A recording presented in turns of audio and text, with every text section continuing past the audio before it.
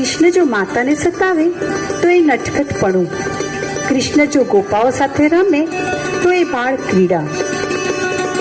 નારાજ યશોદાને જ્યારે મીઠા મીઠા હાસ્યથી મનાવે ત્યારે જ તો કૃષ્ણ જીવનમાં હાસ્ય રસ છલકે. વિભત્સ્ય રસ.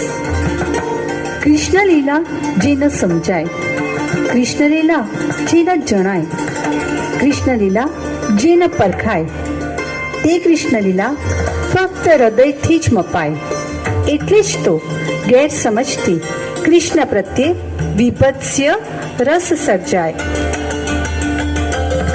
રૌદ્ર રસ.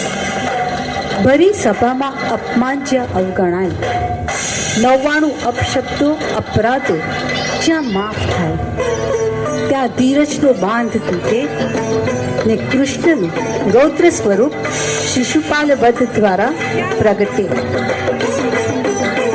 વીર રસ. મથુરાથી આવેલા નવ યુવાનને જ્યારે કુસ્તીના દાવ માટે પડકારાય ત્યારે જ તો કંસ તેના વિનાશના પંથે દોરાય. ચપળ ચાલાક નટખટ યુવાનમાં વીર રસનો આવિર્ભાવ થાય. કરુણ રસ.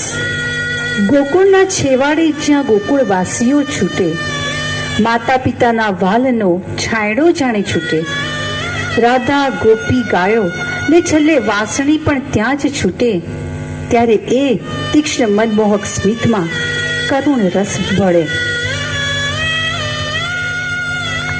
અદ્ભુત રસ. ગોવર્ધન પર્વત જેની ટચલી આંગળી ઉપર ધારણ થાય, મિત્ર માટે યુદ્ધ ક્ષેત્રે સારથી પણ થવાય. વાંસળીના સૂરે સમગ્ર સૃષ્ટિ બંધાય. કોઈનો લાલો તો કોઈનો નાથ, કોઈનો પ્રેમી તો કોઈનો સાથી, જેવા અનેક સ્વરૂપો કૃષ્ણ જીવનમાં અદ્ભુત રસથી છલકાય. ભયાનક રસ. જન્મ સાથે જ્યાં મૃત્યુ પીછો કરતું હોય, નિર્દોષ બાળકનો નાશ કરવા રાક્ષસો પ્રકોપ વરસાવતા હોય, ભડની જેમ અડીખમ ભયાનક રસને હાથ તાળી આપી નટખટ કાન ઉધમ મચાવતો હોય. શાંત રસ.